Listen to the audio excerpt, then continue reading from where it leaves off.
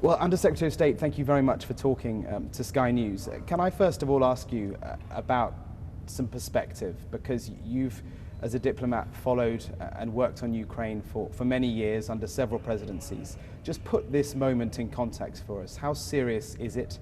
How worried are you, and how worried should we be? Well, Mark, it's extremely worrying.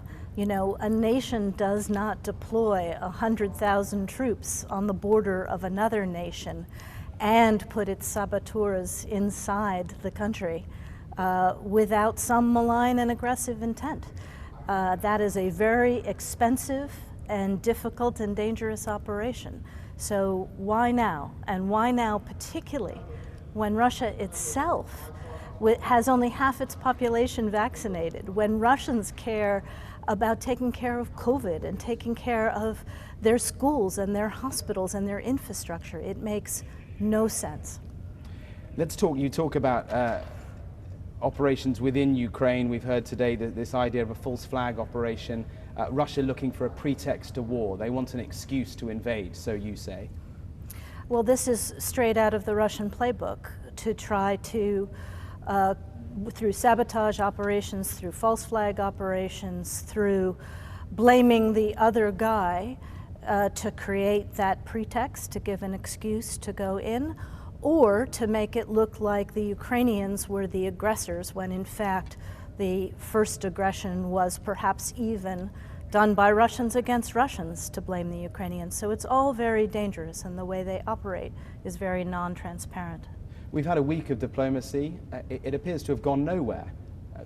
Mark, I wouldn't say that. I would say that in the first instance, the Russians came to the table in the US-Russia format, in the NATO-Russia Council format, and at the Organization for Security and Cooperation in Europe, where the Ukrainians also sit. And they had a chance to hear from all of us, and particularly at NATO. They heard a unified message from 30 allies, including the UK, saying, let's resolve any issues through diplomacy, not through war. Nobody needs that now. But the Russians at the OSCE in Vienna said, and I'm quoting it, they said, if we don't hear constructive response to our proposals within a reasonable time frame, we'll take necessary measures to ensure strategic balance and eliminate unacceptable threats to our national security. They want to counter what they see as a Western aggression on the Eastern Front of Europe.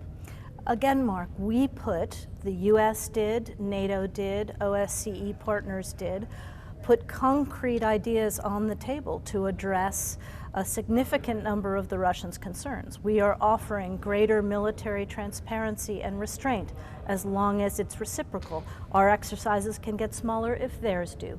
We have long wanted to talk about intermediate nuclear range missiles in Europe and short range. The Russians are now coming and saying, let's talk. So let's have another round and really get down to brass tacks. If these are the issues they're concerned about, we should solve them through diplomacy, not through military blackmail. Is America prepared to go to war with Russia if it invades Ukraine? What we are talking about here is helping the Ukrainians to defend themselves and preparing massive consequences, economic and political, for Moscow if it walks away from the diplomatic table and chooses aggression instead. And we all have to do that. We can't allow countries to change international borders by force. We'll have a free-for-all out there in the world. But President Putin already did that. He did that in Crimea. He did. And he did. President Obama at the time effectively ignored him. So we know from history that sanctions don't tend to work. So, you know, if they do invade, what then? That question hasn't been answered. What will you, America, do if Russia goes ahead and invades, beyond sanctions? First of all, Mark, to your premise, I was involved in the preparation and implementation of consequences for Russia. At the beginning of that, I would remind you, it looked like Moscow and its proxies were going to go all the way to Kiev. And they stopped far short of that. Now, they did grab Crimea, obviously, which was a tragedy for Ukraine and international stability. What we're preparing this time is far more severe and painful for Russia economically in terms of its potential complete economic isolation from the global financial system as well as its political isolation. And again, why do the Russian people need that now? They need what we all need, which is to be building back better and dealing with COVID. 2 points on that. I mean, you've talked about the Russian people quite a lot, but you're assuming, understandably I guess, that the Russian people will see your point of view and not President Putin's. But why do you assume that? Because there is an argument that actually the Russian people will blame you for crippling sanctions. They won't blame their own leader. They'll blame the West. Again, this is a completely created conflict of the Kremlin's making. Ukraine poses no threat to Russia. NATO poses no threat to Russia. The leadership of that country ought to be focusing on internal issues, not provoking a conflict. So if we have to impose consequences, they will be purely brought by the leadership of Russia. But in diplomacy, you need to see things from the other side's point of view, don't you? So let's take their side, their point of view for a moment. They see NATO not as a defensive organization, but as an aggressive organization. They look at Libya, they look at the Balkans, and they see NATO as being on the offensive, and they see that as well in Ukraine. They see Western forces penetrating what they see as a buffer zone between them and the West. Can you understand that point of view? NATO is a defensive military alliance designed to defend the interest and the territory of its members. It has not deployed without a UN Security Council resolution in the past. Well, it did go into the Balkans, but it was partly as a result of a unified view of its members that was a direct threat to our security in Europe.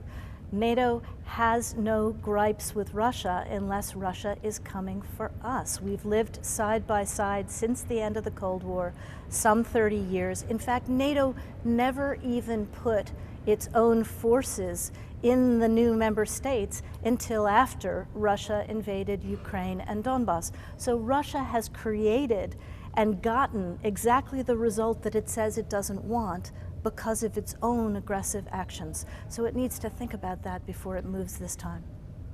Is there a difference between an incursion and an invasion? I've heard a lot of American diplomats using the word incursion. So if Russia was to take the Donbass region, for example, but not a full-scale invasion, is there a difference between those two, or do you see any encroaching across the border to be the same thing?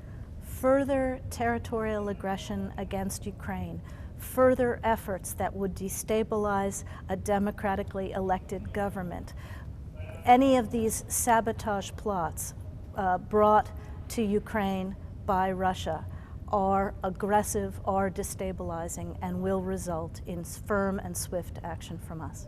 But not military action, not American boots on the ground? Again, we have said that the response will be severe economic and political consequences.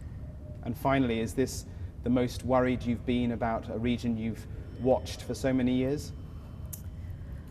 You know, I think when you're old and gray, as I am, we've seen lots of violence around the world. I don't think I've seen anything in my lifetime that is such a created, senseless potential use of military aggression when, in fact, those on the other side of the table are saying, let's talk, let's work this through. And the human cost would be what? Human cost will be massive, obviously for Ukrainians, but for Russians too. And then you'll also have the risk of a great humanitarian refugee migration across Europe. Thank you very much indeed, Victoria. Thank you, Mark. Thank you.